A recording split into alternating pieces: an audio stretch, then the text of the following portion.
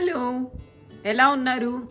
ఇవాళ మనం చిలకడ దుంపల పచ్చడి చేసుకుందాం. మీ ఇంటికి ఎవరైనా వచ్చినప్పుడు ఈ పచ్చడి చేసి ఇది ఏం పచ్చడో చెప్పకుండా చూడండి. వాళ్ళు కొబ్బరి పచ్చడి అని అనుకుంటారు. ఈ పచ్చడి చాలా సులువుగా చేసుకోవచ్చు. ముందుగా దీనికి తొక్క తీసుకోవాలి.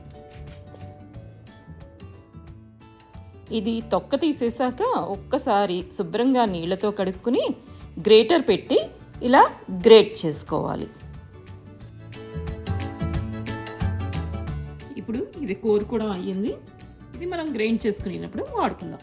ఇప్పుడు కడాయి పెట్టుకుని స్టవ్ వెలిగించుకుని దాంట్లో నూనె వేసి ఈ నూనె కాగాక మనం శనగపప్పు, మినప్పప్పు, మెంతులు ఇవి నూనెలో వేసుకోవాలి.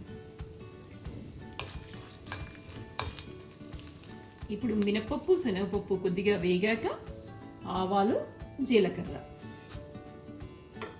ఆవాలు చిటపట్లాడుతున్నాయి. ఇప్పుడు ఎండుమిరపకాయలు, కరివేపాకు,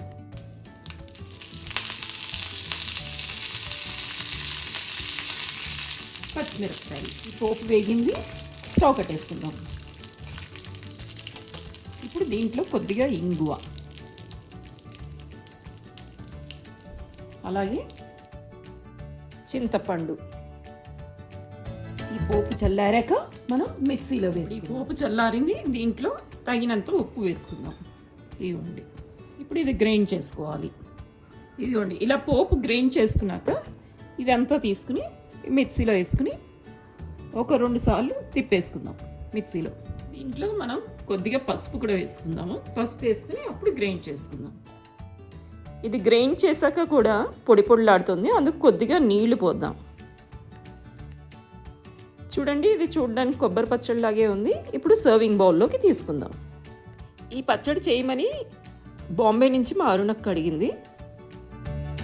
మా మామయ్య గారు ఎప్పుడు ఈ పచ్చడి కొబ్బరి పచ్చడికి ఆల్టర్నేటివ్గా ఉంటుందని చెప్పేవారు. మీరు కూడా ఈ పచ్చడి ట్రై చేసి ఎలా ఉందో కమెంట్ బాక్స్లో చెప్పండి.